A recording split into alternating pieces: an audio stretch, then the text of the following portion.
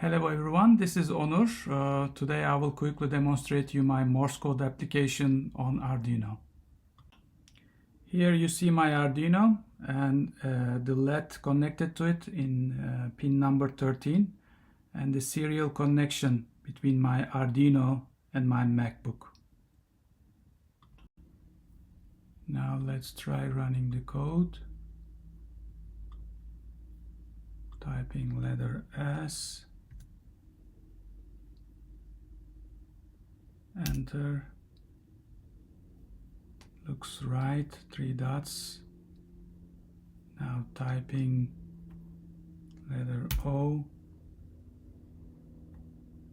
Enter. 3 dashes, looks right. Now typing the word SOS. Enter. Great.